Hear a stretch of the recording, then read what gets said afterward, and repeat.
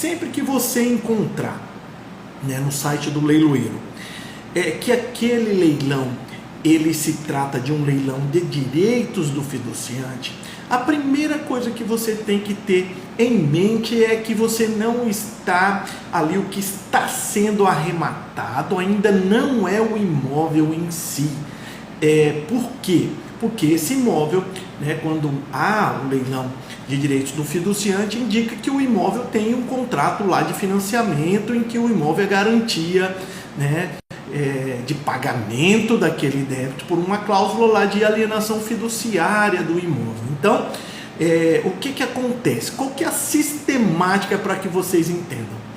O fiduciante vai lá num determinado banco, financia o imóvel e começa a pagar as prestações. Ele vem a ficar inadimplente em uma outra dívida que não tem nada a ver com o direito aqui que ele tem de aquisição do imóvel. Ele está em dia ali, né, com as prestações junto ao banco. Entretanto, ele vem aí, por exemplo, a ficar inadimplente com relação aos débitos de condomínio lá, né, as cotas condominiais lá do apartamento. Então, essa inadimplência vai levar o condomínio a ajuizar uma ação, né, levar esse devedor às barras do tribunal. E aí lá nesse processo, né, dentro desse exemplo que nós estamos dando aqui, o condomínio diligencia atrás de bens para indicar a penhora desse devedor e não encontra nenhum bem ali no nome desse devedor, encontra apenas ali o imóvel que tem um contrato de alienação fiduciária ali, que está pagando as prestações ainda. Então, o que o condomínio faz? O condomínio pede a penhora dos direitos que aquele fiduciante tem de aquisição daquele imóvel. Então, quando você adquirir um imóvel assim, você vai subrogar-se no lugar do devedor lá junto ao banco. Por quê? Porque o que foi penhorado no processo não foi o imóvel, né, propriamente dito, porque esse imóvel ainda pertence legalmente ao banco que o financiou, certo?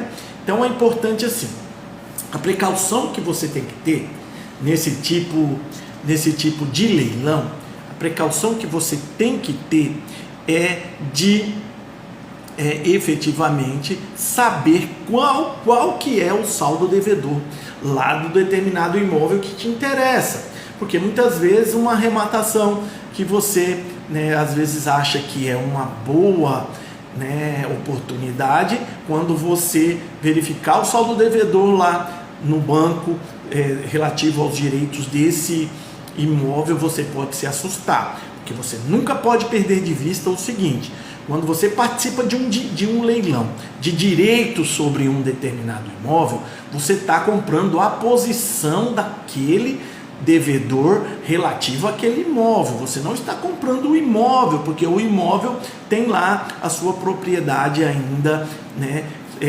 sujeita a uma condição, né, que é um pagamento, por exemplo, como nesse exemplo que nós citamos aqui. Então, o que acontece? Quando você arremata um imóvel que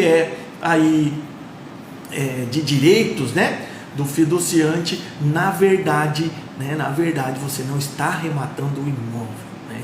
Você está arrematando os direitos que aquele fiduciante tem sobre o imóvel. E aí, a dica que eu dou para vocês aqui é que sempre que for um leilão de direitos, né, do fiduciante, vocês, impreterivelmente, vocês, sem exceção alguma, vocês façam, né, o dever de casa nesse caso. Qual que é o dever de casa? Olhar qual que é o saldo devedor lá desse imóvel junto ao banco, porque quando você compra os direitos, você, como eu disse anteriormente, você está comprando a posição daquele devedor junto ao contrato de financiamento. E o que isso quer dizer? Que você vai assumir a posição dele e vai ter que continuar pagando as prestações ali que forem vencendo.